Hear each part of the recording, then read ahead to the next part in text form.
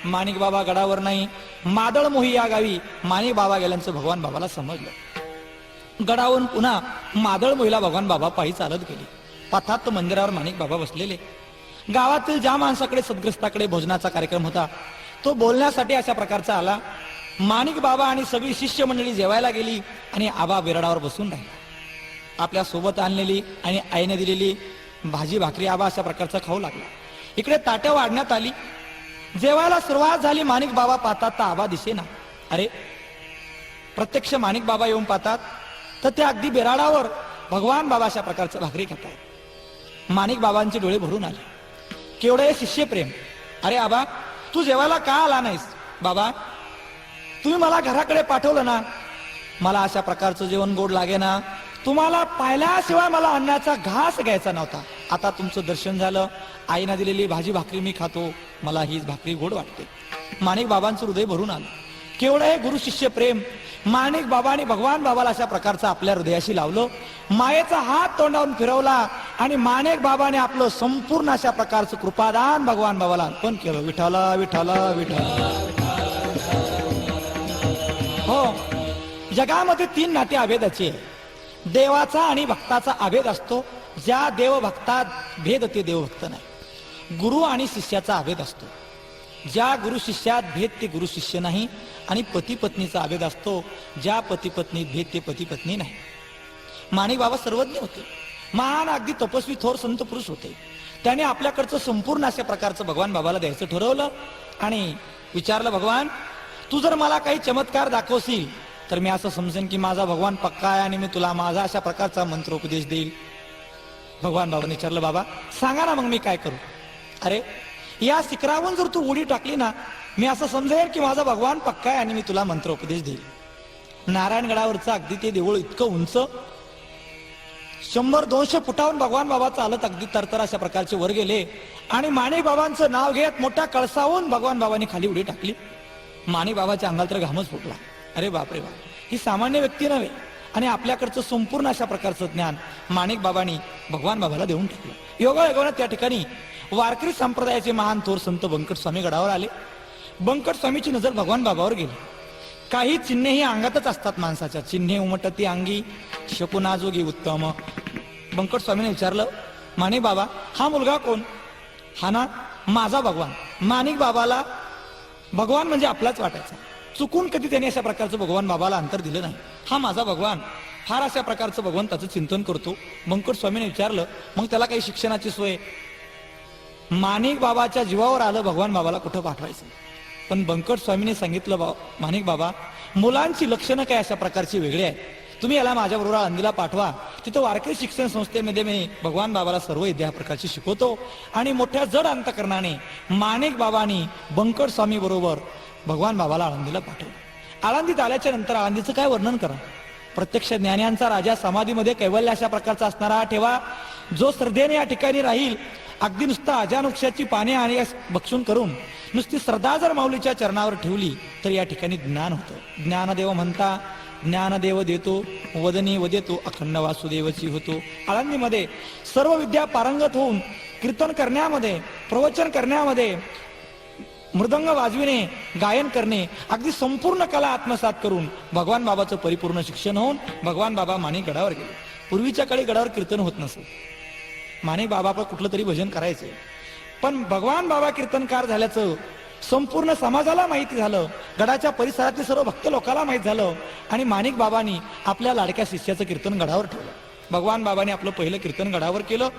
अमोघ वाणी, रसा अशा प्रकारची त्या वाणीमध्ये शक्ती, शांत स्वभाव, ब्रह्मज्ञान अगदी विनोदातून सांगण्याची शैली, यामुळं भगवान बाबा अगदी अल्पवयत लोकप्रिय झाले. आणि बाकीच्या पालख्याप्रमाणे आपली पालखी सुद्धा पंढरीला जावी म्हणून 1856 साली भगवान बाबांनी पखाल डोहते अशा प्रकारची पंढरपूर पायी यात्रा सुरू केली. आणि ते आस्थागायत चालू आहे. विठ्ठला विठ्ठला विठ्ठला.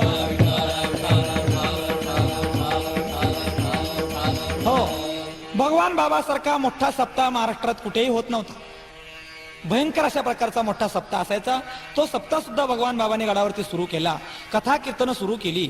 समाज प्रबोधन, लोक शिक्षण, जनजागृती, अंधश्रद्धा निर्मूलन आणि सामान्य माणसाचा सुद्धा उद्धार व्हावा या हेतूने भगवान बाबांनी कीर्तन करायला सुरुवात केली. भगवान बाबाचा परमार्थ फार वैभवाचा होता. हत्ती, घोडे, पालख्या, बग्गे आणि खरं सांगू का, ज्यांच्या जीवनात त्याग सामावलेला आहे, सुख त्यांच्या पायावर लोटांगण घेतात. तुमच्या आमच्या आसक्तीमुळे दुःखाचा अशा प्रकारचा सदा सदा अनुभव आपण घेत असतो. भगवान बाबाकडे एवढं वैराग्य होतं, आयुष्यात त्यांनी कधी चुकून कोणाला पैसा मागितला नाही. पण सहज जरी बाबा कोण्या गावात अर्धा तास थांबले तरी पैशाचा अशा प्रकारचा गच्च साचायचा, अगदी पोतं पैसा साचायचे. भगवान बाबाचा परमार्थ वैभवांचा होता. वाढता परमार्थ आणि सज्जनांचं सांगू का, काहीच सांगण्याची गरज नसती. वाऱ्या हाती माप चाले सज्जनांचे, वाऱ्या हाती माप चाले सज्जनांचे, कीर्तिमुखी त्यांचे नारायण. वाऱ्या हाती माप चाले सज्जनांचे, हो, जी वाणी सतत ईश्वर चिंतन करते, भगवंताचं स्मरण करते, यांची कीर्ती वाऱ्यासारखी पसरत असते. वाऱ्या हाती माप चाले सज्जनांचे, कीर्तिमुखी त्यांचे नारायण. भगवान बाबांनी परमार्थ सुरू केला. हरी भजने दवळिले जग, सुखविला लाग कळी काळाचा. कथा कीर्तनाच्या रूपाने ब्रह्मानंदाचा अशा प्रकारचा आनंद भगवान बाबा आपल्या कीर्तनातून सामान्य लोकाला उत्प्रोत देऊ लागले. साधू संत मायबाप किती दयाळू आहे. या मृदंगाच्या, या अशा प्रकारच्या विण्याच्या आणि या टाळाच्या स्वरामध्ये जो ध्वनी म्हटला जातो, या ध्वनीने सामान्य माणसाला क्षणात ब्रह्मानंद प्राप्त होतो. लावणी मृदंग श्रुती टाळ घोषा आणि शेव ब्रह्मरस आवडीने, सदा नाम घोष करू हरी कथा, तेने सदा चित्ता समाधान. अखंड ईश्वराचं चिंतन करत भगवान बाबांनी संपूर्ण महाराष्ट्र कथा कीर्तनाने धवळून काढला. वाढता परमार्थ, वाढता अशा प्रकारचं ज्ञान, हे सगळं काही परमेश्वर कृपेने यथोचित चालू होतं. पण गंमत अशी आहे, मनुष्य एकदा वाढला ना, जिथे देव तिथे दुर्जन, प्रकाश तिथे अंधार आणि सज्जन तिथे दुर्जन असतात. भगवान बाबाची कीर्ती बऱ्याचशा लोकांना सहन झाली नाही. भगवान बाबाचा हा मोठतेपणा बऱ्याचशा लोकांच्या अशा प्रकारचा नजरेत खुपू लागला. कारण भगवान बाबा ज्या गडावर राहत होते, त्या गडाचे हक्काचे वारसदार महादेव बाबा लहान होते. आणि नारायणगडे मराठी समाजाचं संस्थान. संताला जाती नसते महाराज, विष्णुमय जग, वैष्णवांचा धर्म, भेदाभेद ब्रह्मामंगळ. काही कुटील लोकांना असं वाटलं की माणिक बाबा गेल्याच्या नंतर भगवान बाबा गादीवर बसणार आणि ही आपली आजची सत्ता चालल्या जाईल.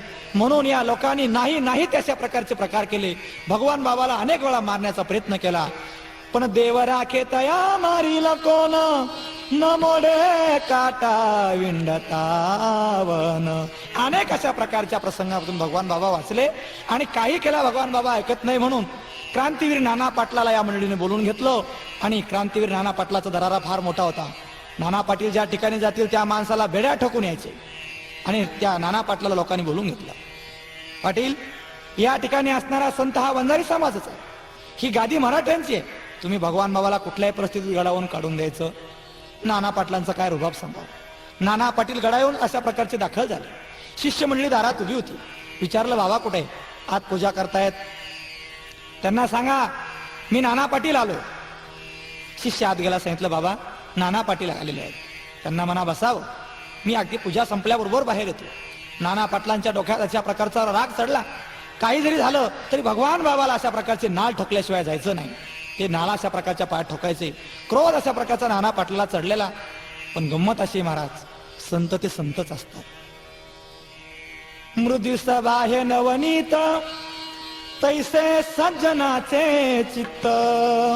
शांत अशा प्रकारचे संत. भगवान बाबांची देवपूजा आटोपली, अंगावर उपरणं टाकलं आणि अगदी डोक्यावरची शिंडी भुरभुर उडतायत. त्यांनी बाहेर येतात. सुहास्य वदन तेजपुंज असणारा हा चेहरा पाहून नाना पाटलांचं मन कळवळलं. मनातला दुष्टभाव निभून गेला. ज्यांच्या दर्शनाने जीवाला सुख होतं तेच खरे संत, ही संतांची ओळख आहे. ज्यांच्या दर्शने तुटे भवबंधू. बाबाला पाहून नाना पाटलांच्या अंतकरणातला राग निघून गेला आणि नाना पाटलांनी भगवान बाबाचे पाय धरले. बाबा मला क्षमा करा. काही एक न बोलता चालता भगवान बाबा म्हणाले, नाना पाटील हे असं होतच असतं. आणि नाना पाटील आश्चर्यचकित झाले की बाबा माझ्या हृदयातली गोष्ट तुम्हाला कशी कळाली? संत हे असे असतात. शेवटी सगळ्या गोष्टी निरुपाय झाला की लोक चारित्र्यावर शिंतोडे उडवत असतात. येणे प्रकाराने मनुष्य आटोक्यात आला नाही ना की त्याचं चारित्र्य अशा प्रकारचं हनन केलं की समाजामध्ये त्या व्यक्तीची प्रतिमा मलिन होत असते. म्हणून या लोकांनी बाबावर काही आरोप घ्यायला सुरुवात केली.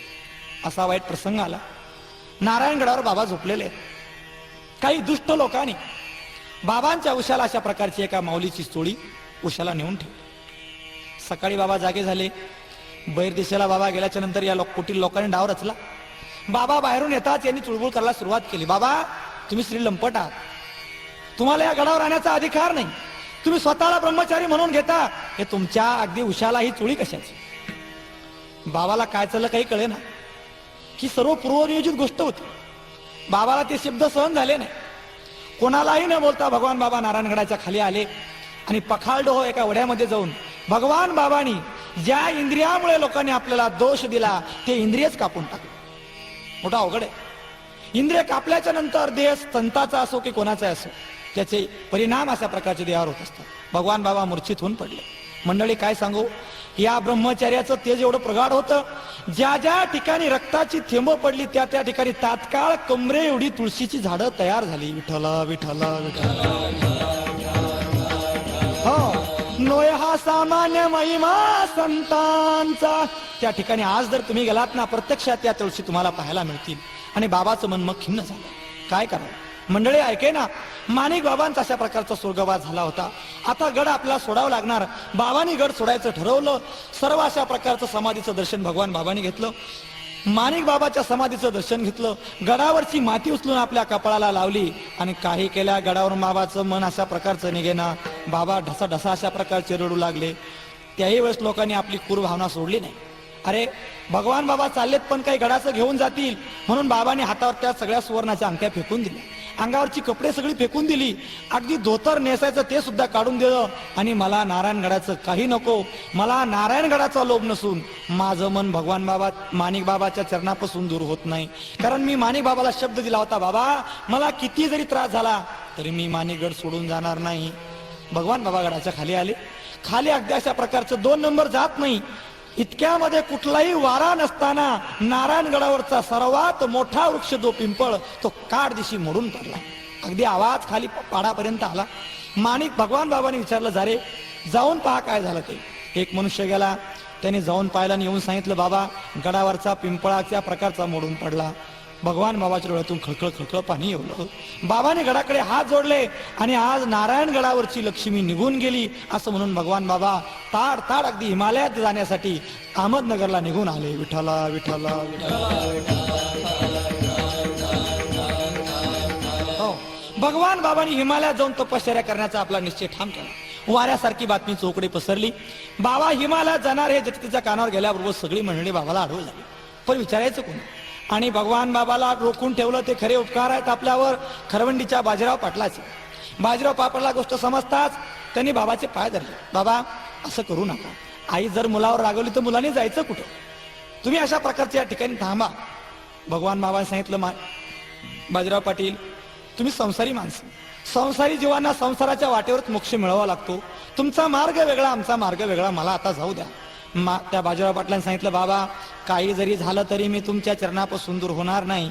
अनेक भक्तगणांचं प्रेम पाहून बाबाने आपला हिमालयात जायचा बेत अशा प्रकारचा कमी केला. आणि मग बाजीराव पाटलाने खरवंडीच्या एका मंदिरामध्ये एक प्रत लिहून ठेवली होती जनार्दन स्वामीच्या, की या धौम्यगडावर एक महात्मा येईल आणि या धौम्यगडाचा अशा प्रकारचा विकास करील. ती प्रत भगवान बाबांनी पाहिली आणि हा ईश्वरी संकेत आहे असं म्हणून खरवंडीवरून भगवान बाबा धौम्यगडावर आले. धौम्यगडावर सगळी शिष्यमंडळी जमली आणि अनेक लाखो भक्तांच्या साक्षीने धौम्यगडावर भगवान बाबांनी बांधकाम सुरू केलं. धौम्यगड हा पवित्र गड आहे. या ठिकाणी नाथ महाराजांचे गुरु जनार्दन स्वामीची समाधी आहे. या ठिकाणी पांडवांचे गुरु धौम्य ऋषी यांचे या ठिकाणी वास्तव्य आहे.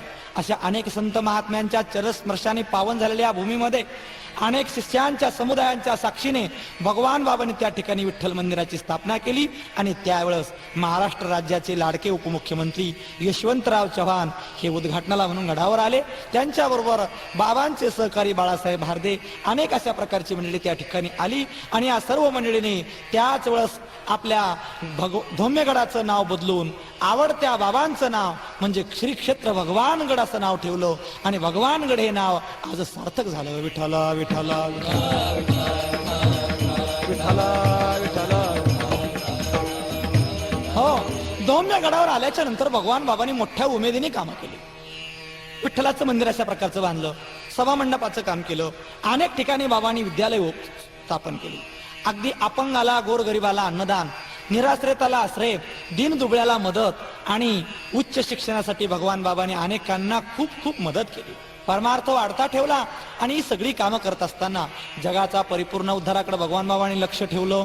बाबांचा अशा प्रकारचा साक्षात्कार, बाबांची अनुभूती आणि बाबांचं चरित्र एवढंच आहे अशातला प्रकार नाही. बाबांचे अनेक शिष्याला मंडळीला आलेले साक्षात्कार आहेत, परंतु ती सर्व अशा प्रकारचा हा भाग आपल्याला पुढील भागामध्ये ऐकायला मिळेल.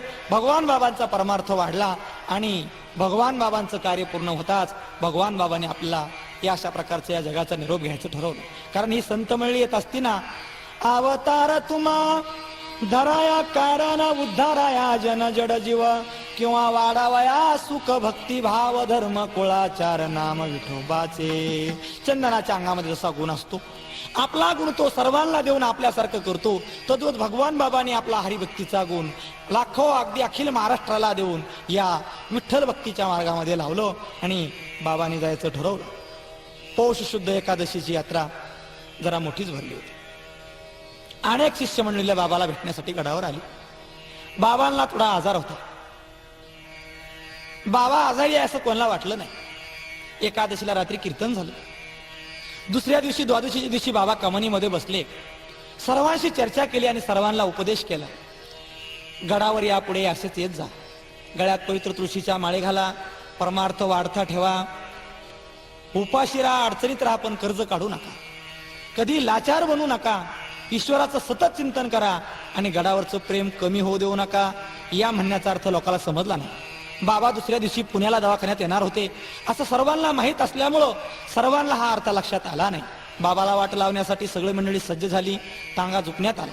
मागच्या फळीवर दोन्ही पाय ठेवून बाबांनी भगवान गडाची माती आपल्या कपाळाला लावली, मनोभावे नमस्कार केला आणि सर्व मंडळीला वर हात करून विनंती केली, आम्ही जातो आमुच्या गावा, आम्ही जातो आमुच्या गावा,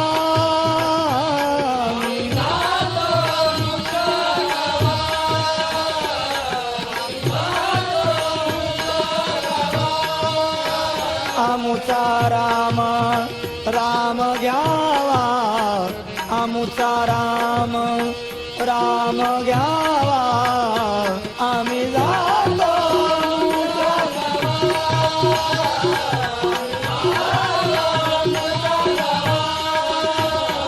हो. सकल मंडळीला बाबाने हात जोडले. बरं का, आम्ही येतो, तुम्ही कृपा असू द्यावी, सकाळा सांगावी विनंती माझी. बाबाला पुण्याच्या दवाखान्यामध्ये अशा प्रकारचं ऍडमिट केलं. नर्सिंग रुबी हॉलमध्ये डॉक्टर ग्रँड यांच्या अगदी देखरेखीखाली बाबांची तब्येत या ठिकाणी अशा प्रकारची पाहायला सुरुवात झाली. बाबा अशा प्रकारचा उपचार करू लागले. बाबा म्हणायचे, डॉक्टर, आयुष्यामध्ये मी कोण्या माऊलीला स्पर्श केला नाही, ह्या सिस्टर मला इंजेक्शन देतात, तुम्ही मला यातून अशा प्रकारचं बाजूला करा बरं, मला अशा प्रकारच्या भक्त मंडळीशिवाय करमत नाही, मला ग्रंथ ऐकल्याशिवाय करमत नाही. बाबांनी खूप आग्रह केला आणि बाबांच्या उशाला नाथा मिसाळ अशा प्रकारच्या एका भक्ताला ज्ञानेश्वरी वाचचं पारायण करायला सुरुवात केली. पौष शुद्ध पौर्णिमेची रात्र उलटत होती.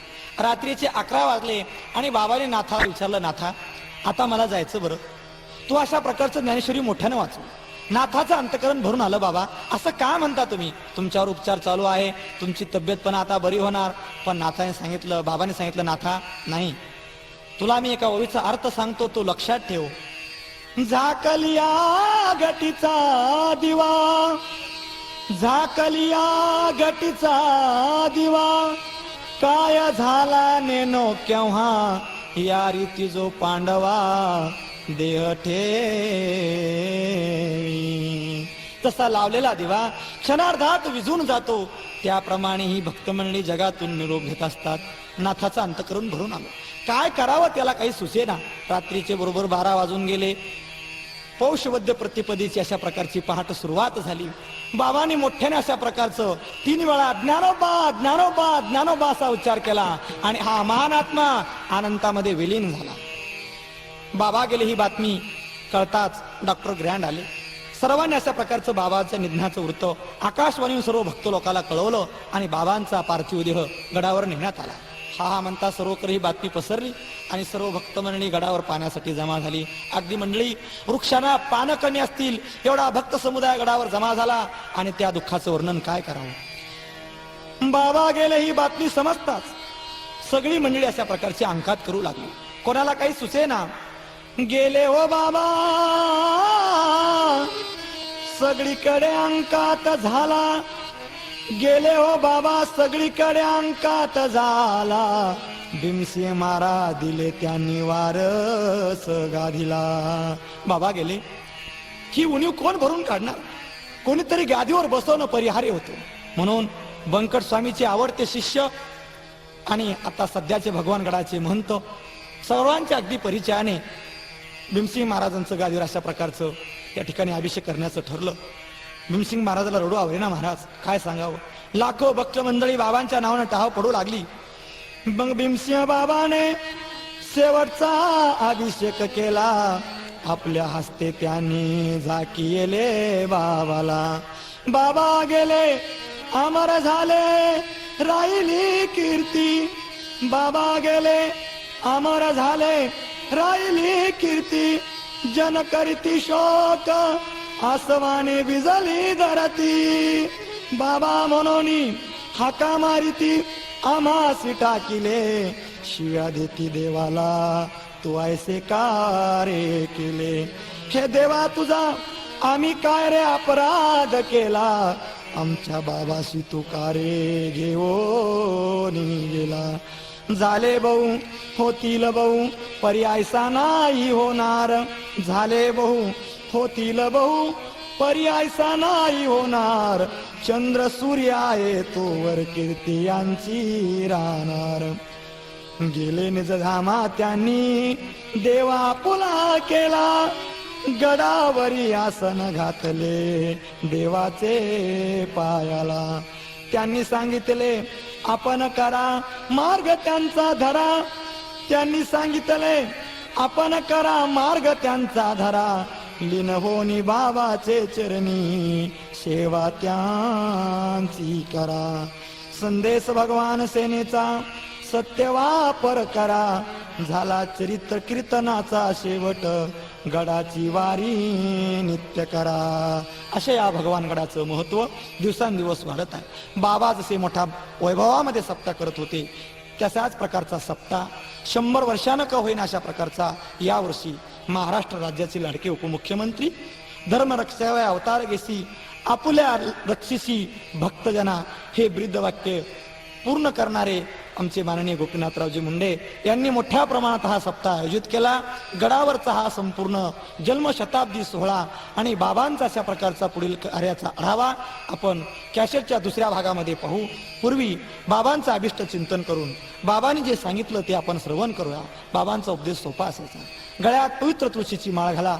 पवित्र एकादशीचं व्रत करा आणि बनेल तेवढं परमात्म्याचं चिंतन करा. आम्ही सांगितले तुम्ही ऐकिले कथेचे महिमान. आम्ही सांगितले तुम्ही ऐकिले कथेचे महिमान. पुन्हा एकदा म्हणूया बाबाला म्हणती श्री भगवान. तू कामने गुण चंदनाचे अंगे. तू कामने गुण चंदनाचे अंगे.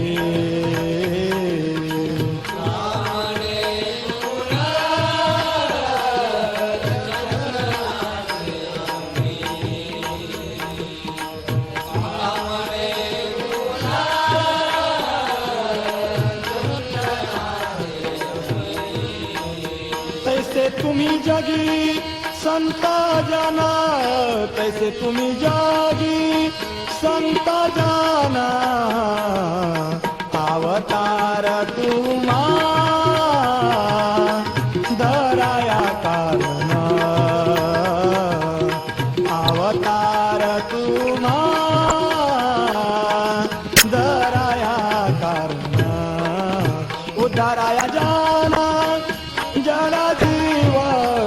दाराया जाना जडा जीवा अवतार तुम्हा दाराया कारण अवतार तुम्हा दाराया कारण जय विठ्ठला जय जय विठ्ठला जय विठ्ठला जय जय विठ्ठला